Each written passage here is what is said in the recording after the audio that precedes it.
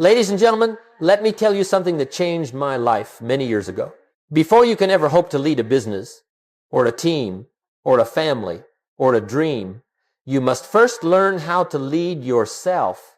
Now that may sound simple, almost too simple, but it is one of the most neglected truths in the modern world.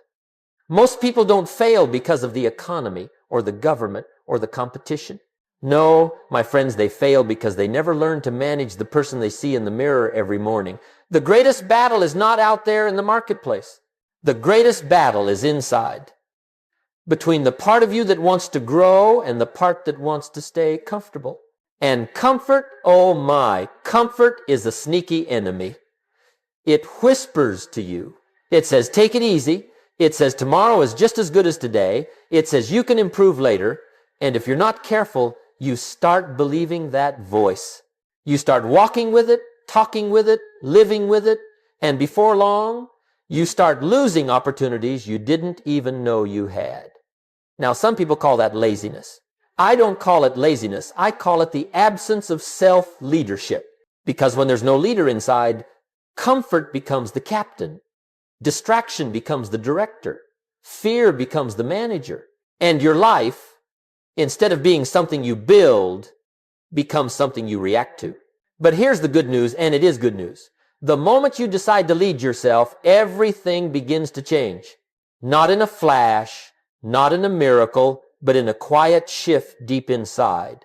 A new sense of responsibility, a new sense of direction, a new sense of dignity. I learned early in my life that if I wanted my circumstances to improve, I had to improve. If I wanted my world to change, I had to change. If I wanted doors to open, I had to become the kind of person those doors would open for. That's self-leadership. That's the foundation. And today, in this lesson, I want to take you through 7 rules, 7 powerful principles that will help you transform from the version of yourself that hesitates, delays, procrastinates, and excuses into the version that acts, decides, commits, and leads. These rules are not complicated, but they are demanding. They ask for honesty. They ask for discipline. They ask for responsibility. But if you take them seriously, I promise you, they will change the entire direction of your life. So for the next little while, I want you to stay with me, not just with your ears, but with your ambition. Because if you'll let these ideas in, you may walk out of here as a different person than the one who walked in. Not a perfect leader, but a beginning leader. And that beginning is where all great changes start. Now, let's begin with rule number 1. Now, my friends, let's begin with the first rule of self-leadership, and it's a big one. In fact, it may be the biggest. Take full responsibility for your life, or surrender full control of it. There is no middle ground. Responsibility is the gateway, the doorway, the entrance to every improvement you will ever make. The moment we blame, we hand our future to someone else. And the day you hand away responsibility, you also hand away power, the power to change, the power to grow, the power to lead yourself into a better life. I learned something early in my journey. I was a young man complaining about everything, the weather, the economy, my bills, my boss, my luck. And then one day, someone wiser than me said, Jim, the problem isn't the world. The problem is you don't have a plan. You don't have discipline. You don't have direction. I didn't like hearing that, but I needed it because that was the day I discovered the truth. You can't change the seasons, but you can change yourself.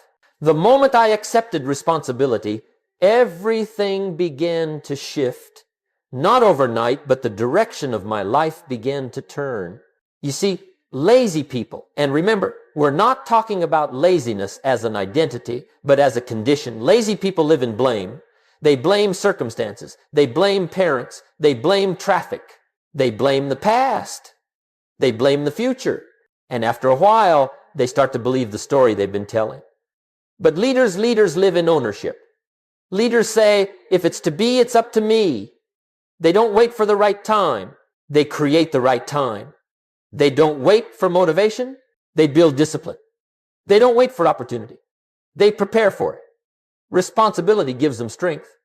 Blame steals it. Now here's a phrase worth writing down. Responsibility is not about fault, it's about control. Life is not asking you to blame yourself for every problem. Life is asking you to take control of what you do next. You may not be responsible for where you started, but you are responsible for where you go from here. And if you want to lead yourself, the first assignment is simple. Claim your life as your own. Let me give you a little exercise. I call it the 72-hour responsibility reset. For the next 3 days, write down every area of your life where you've been blaming something or someone. Be honest. Maybe it's your job. Maybe it's your energy. Maybe it's your finances. Maybe it's your health. And next to each one, replace the blame with one sentence. I am now responsible for improving this. You'll feel the power shift immediately. Responsibility is the beginning of transformation. Because the truth is, you cannot lead a person you refuse to take responsibility for. And that includes you. So take charge. Claim your direction. Take ownership of your decisions. And once you step fully into responsibility, you'll discover something extraordinary. You suddenly have the power to shape the life you want. Now, once responsibility is in place, something else becomes possible. And that brings us to the second rule of self-leadership. Now that we've laid the foundation with responsibility, let's move to the second rule of self-leadership, and this one reaches deep into your character. It's simple, but it's powerful. Keep the promises you make to yourself, or your self-respect begins to disappear, and once self-respect goes, leadership goes with it. Because you cannot follow a person you don't trust, even if that person is you. You see, my friends, most people think they struggle with discipline. They think they struggle with motivation, but the real struggle, the deeper struggle, is that they've broken so many promises to themselves that their mind no longer believes their own words. They say, I'll start tomorrow, and tomorrow comes and nothing happens. They say, I'll wake up early, and then they don't. They say this time will be different, and then it isn't. And each time that happens, something small but important breaks inside, not loudly, quietly, quiet enough that you can pretend it didn't matter. But over time, those little breaks add up, and you wake up one day wondering why you can't trust yourself to follow through.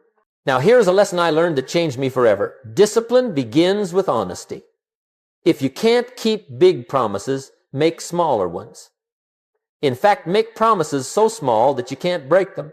5 minutes of reading, 5 minutes of walking, 5 minutes of learning. You see, it isn't the size of the promise that builds self-respect, it's the consistency of keeping it. Once your mind sees that you mean what you say, it will follow you anywhere. But if it learns that your words are cheap, your mind will become rebellious, doubtful, resistant, and that resistance shows up in every decision you make. Let me put it this way. Every promise you keep builds your character. Every promise you break erodes it. Character is not built in giant leaps. It's built in small, silent acts of loyalty to yourself. And when you honor your own word, something wonderful happens. You begin to trust yourself again. And trust is the soil where consistency grows. Without trust, you don't have habits. You have hopeful intentions. And hopeful intentions don't create leaders. You want to know how I learned this? I made big promises for years that I couldn't keep. Next year will be my year. Next week I'll change. Tomorrow I'll start. And nothing happened because nothing changed in my habits. Then a mentor told me, Jim, don't promise the mountain. Promise the walk. And that's when everything shifted. I started with tiny commitments. I kept them. And slowly, I rebuilt the bridge between intention and action. That bridge is called self-respect. So here's my challenge to you. For the next 7 days, keep every promise you make to yourself, no matter how small. If you say you'll read for 10 minutes, do it. If you say you'll drink a glass of water first thing in the morning, do it. If you say you'll clean your desk for 5 minutes, do it. Not because the action is big, but because you said it. And that alone makes it important. Remember this, my friends. The first follower of every leader is the leader himself. Lead yourself with integrity, and you'll gain a kind of inner strength that cannot be bought, borrowed, or faked. Break your word to yourself, and leadership becomes impossible. Keep your word, and leadership becomes inevitable. Now, Once we begin keeping the promises we make to ourselves, something remarkable starts to happen. We begin to design a life that supports leadership instead of resisting it. And that brings us to rule number 3. Now that we've talked about responsibility and the promises you make to yourself, let's move to rule number 3, and this one may surprise you. If you don't design your environment will design you. And believe me, it will not design you for greatness. It will design you for comfort, distraction, and the slow erosion of your potential. You see, my friends, people often think laziness is a personality trait. But more often than not, laziness is simply a reaction to an environment that works against you. It's not that a person is unwilling, it's that their surroundings are constantly pulling them toward ease instead of effort. You can't lead yourself if your environment is leading you somewhere else. Let me explain. Jim Rohn used to say, you are the average of the 5 people you spend the most time with, but it goes further than that. You are also the average of the 5 rooms you sit in, the 5 apps you use, the 5 habits your friends normalize, the 5 distractions within reach. Your environment speaks to you all day long. The question is, what is it saying? If your desk is cluttered, if your phone is noisy, if your friends are unambitious, if your room is unorganized, if your habits are scattered, you're fighting a battle before the day even begins. Because your surroundings are shaping your decisions long before discipline ever gets a chance. That's why one of the greatest acts of self-leadership is to take control of the world around you. Not perfectly, just intentionally. Now, let me give you something practical. I call it the environment test. Ask yourself 3 questions about any room you spend time in. Does this space pull me toward my goals? Does it push me toward distraction?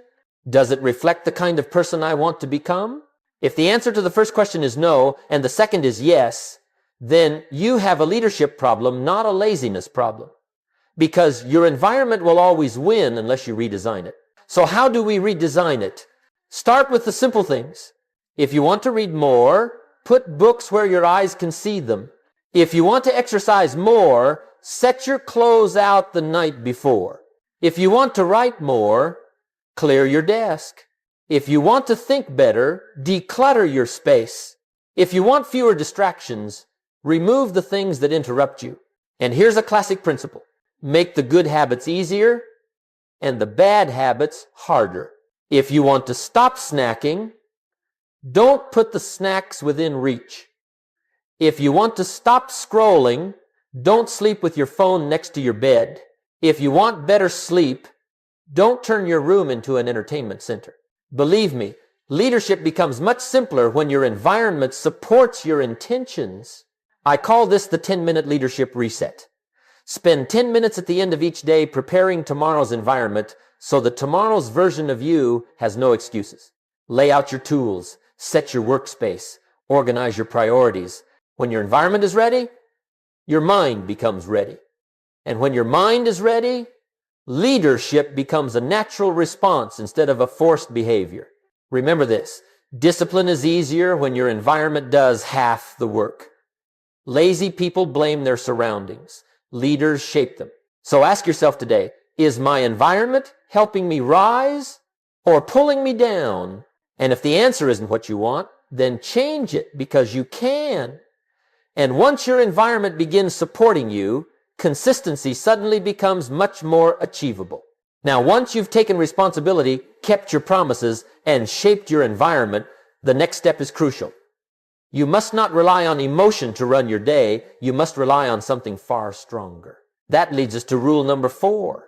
Now let's move to rule number 4. A rule that separates the amateurs from the achievers and the dreamers from the doers. If you don't schedule your values, your feelings will end up running your day. And let me tell you, feelings can be wonderful, but they are also unreliable. They change with the weather, they shift with your mood, they fluctuate with your energy, and if you depend on how you feel to decide what you'll do, you will never build the life you want. Jim Rohn used to say, either you run the day or the day runs you. But here's the truth behind that statement. You run the day by scheduling your values.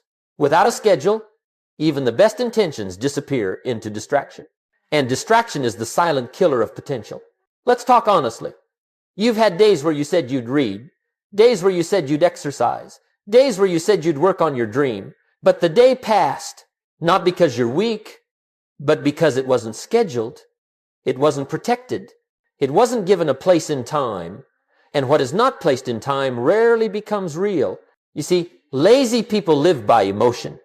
Leaders live by structure. Lazy people say, I'll do it when I feel like it. Leaders say, I'll do it because it's on the calendar. Lazy people ask, am I in the mood? Leaders ask, is it on the agenda? It sounds simple, but it changes everything. Let me give you something practical. The 3-block day. If you want to lead yourself well, divide your day into 3 clear blocks. Morning growth block, something that builds you. Reading, learning, planning, quiet reflection. Work performance block, something that builds your results. Deep work, important tasks, skill development, progress toward goals. Evening development block, something that builds your character. Reviewing your day, journaling, stretching, preparing tomorrow's environment. Just imagine for a moment if you devoted a little time every morning to your mind, a little time every day to your work, and a little time every evening to your character, where would you be in 30 days? In 6 months? In 3 years? The difference would be extraordinary. Now here's the key. You don't need long hours, you need scheduled hours. A poorly scheduled day wastes more energy than a busy one. And a day led by feelings will almost always drift toward comfort instead of growth. Let me give you a very important phrase. People don't fail because of lack of time. They fail because of lack of intention. Time is never the issue. Intention is the issue. You make time for what you value. And if you don't schedule it, it means your values are ideas, not priorities. So here's my challenge. Choose 3 values, perhaps health, learning, and productivity, and put them on your calendar for the next 7 days. Not vaguely, precisely, with a start time and end time. Then honor them the way you would honor an appointment with someone you respect. Because when you schedule your values, you begin treating yourself with dignity. And when you treat yourself with dignity, leadership becomes much easier. Now, once your values are scheduled, something very special becomes possible. You begin ending each day not in regret, but in improvement. Not in chaos, but in clarity. And that brings us to rule number 5, a rule that transforms average days into extraordinary ones. Now let's move to rule number 5. One of my personal favorites and one of the most transformative concepts you will ever learn. Never go to bed without becoming just a little better than you were when you woke up. Even if it's only by 1%. Even if it's only one tiny act of growth, always end the day wiser, stronger, or more prepared than you began. My friends, this rule is simple, but it is the difference between a life that moves forward and a life that quietly falls behind. Because here's the truth, improvement is not an event, it's a daily decision. Success is not created in one moment.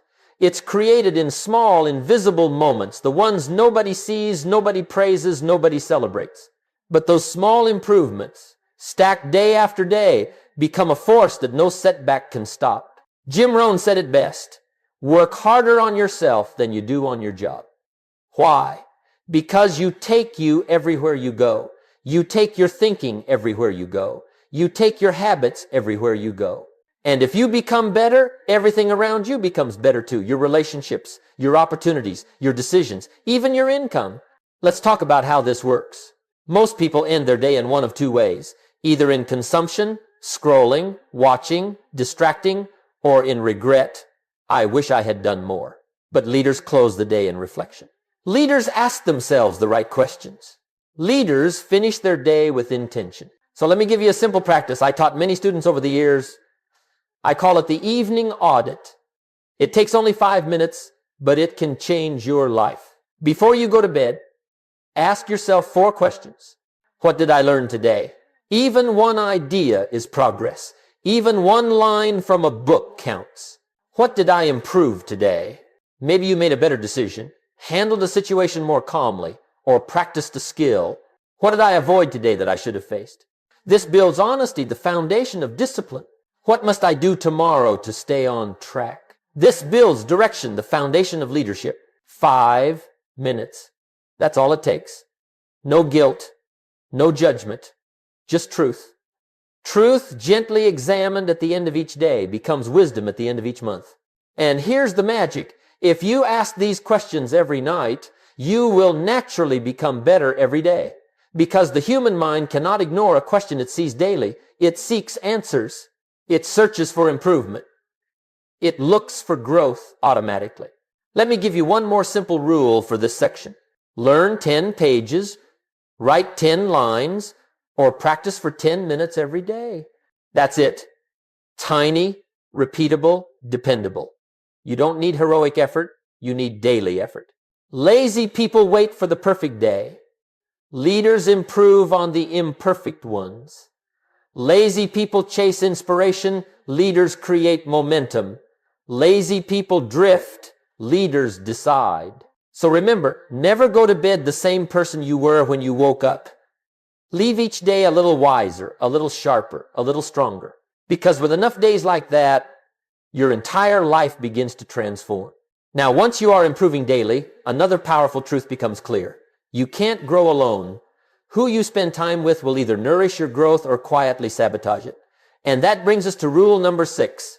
Now let's move to rule number 6. And this one can change your life faster than almost anything else. Choose your circle wisely because standards are contagious. You don't just pick up the habits of the people around you. You pick up their expectations, their energy, their ambition, their excuses, their courage, and yes, even their laziness. Jim Rohn said it for decades. You are the average of the 5 people you spend the most time with. But let me add something to that. You're also the average of the conversations you hear, the attitudes you absorb, the behaviors you normalize, and the standards you allow. Your circle is not just who you spend time with, it's who you become because of who you spend time with. Now, my friends, listen carefully. There are 3 types of people in your life. 1, the pullers. These people pull you backward. They drain your energy. They dismiss your dreams. They invite you to stay average. They tell you it's okay to quit, okay to slack off, okay to stay the same. And if you're not careful, their voice becomes your inner voice. 2, the passengers. These people keep you stuck. They're not negative, but they're not growing either.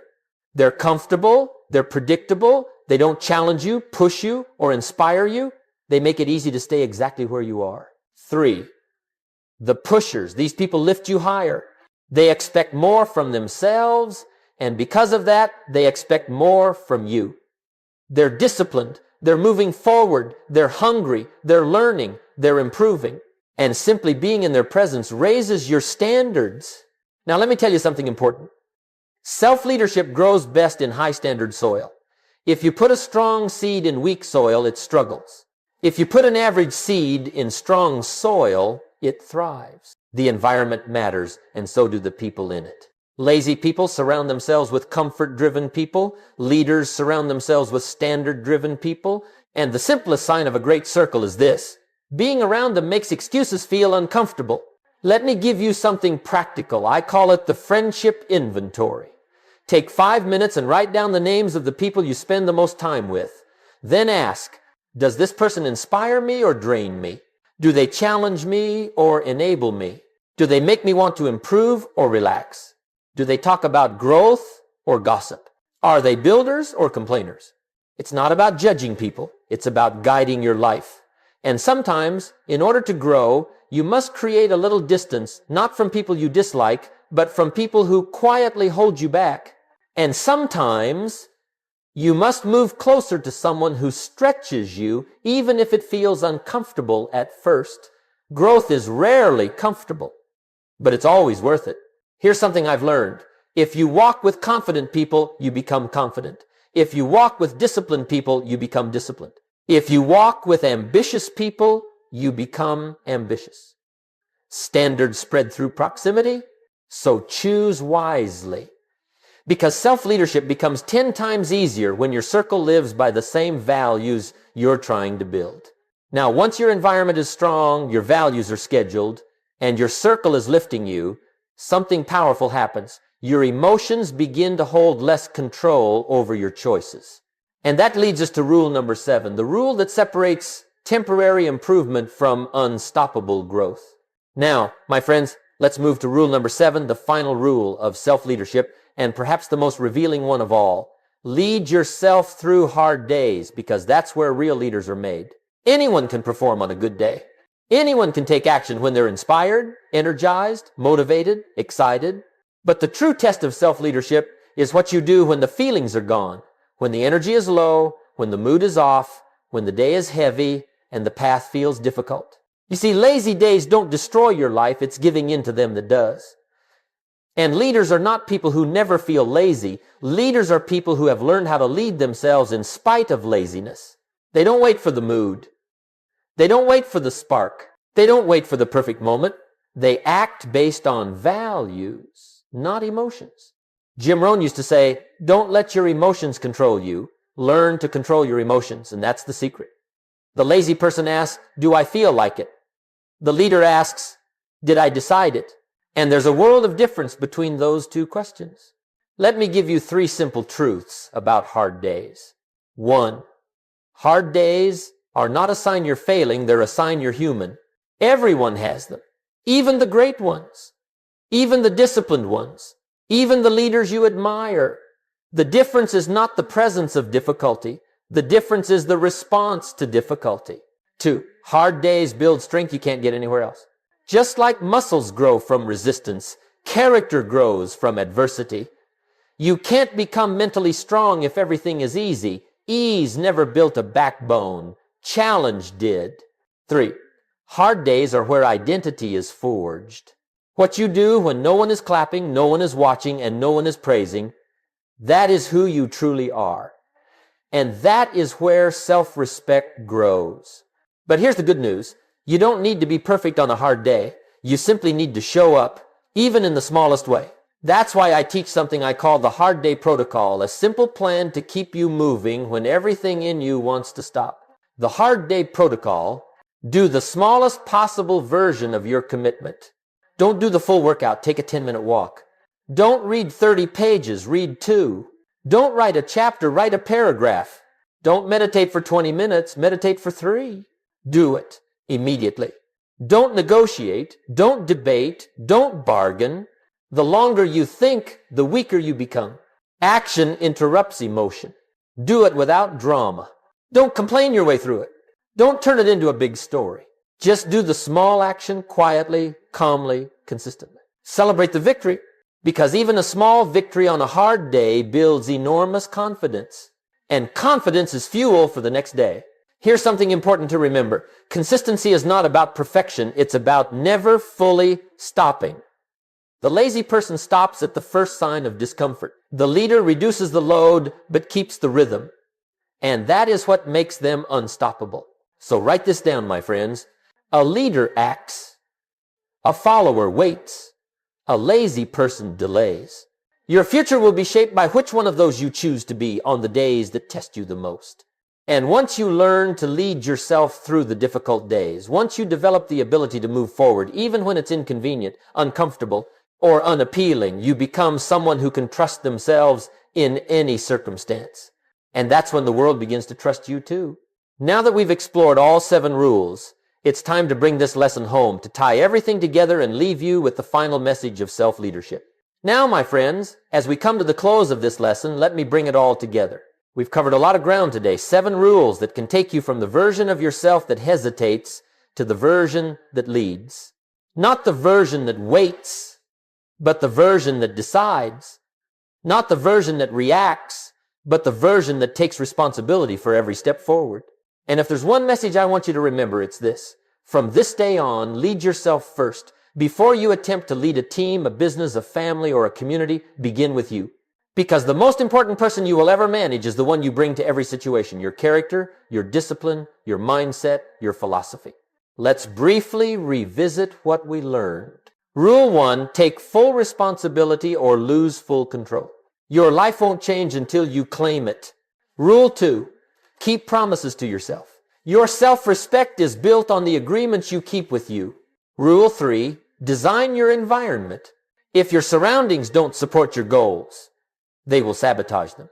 Rule 4, schedule your values. Don't wait for feelings. Build structure around what matters most. Rule 5, never go to bed without becoming better than you woke up. Small daily improvements create massive long-term transformation. Rule 6, choose your circle wisely. Standards rise or fall based on the company you keep. Rule 7, lead yourself through hard days. That's where character is built, discipline is strengthened, and leaders are born. These are not theories. These are principles. And principles don't care about your mood. They don't depend on your motivation. They don't shift with circumstances. Principles remain true whether you acknowledge them or not. But if you do acknowledge them, and if you live them, they will elevate your life beyond what you thought possible. You see, success is not something you chase. Success is something you attract by the person you become. And self-leadership is the process of becoming that person day by day, decision by decision. And here's the beautiful part. You don't have to be extraordinary to begin. You just have to begin. Begin with honesty. Begin with one small promise. Begin with one room cleaned, one schedule set, one day improved, one hard moment conquered. Begin where you are with what you have, and let consistency do the rest. Because leadership is not a title, it's a standard. It's what you expect from yourself when no one is watching. It's the quiet courage to say, I will not live beneath my potential. It's the daily choice to show up, even in the smallest possible way. So from this day on, lead yourself first. Lead yourself with responsibility. Lead yourself with structure. Lead yourself with discipline. Lead yourself with intention. And watch how success begins to follow you. Not because you wished for it, but because you walked in the direction of it. My friends, I hope today's lesson has given you something valuable, something you can use, something you can apply, something that will help you shape the next chapter of your life. And remember, when you learn to lead yourself, you unlock the power to lead anything. Thank you for listening. Thank you for your attention. And more than anything, thank you for your commitment to becoming the next best version of you.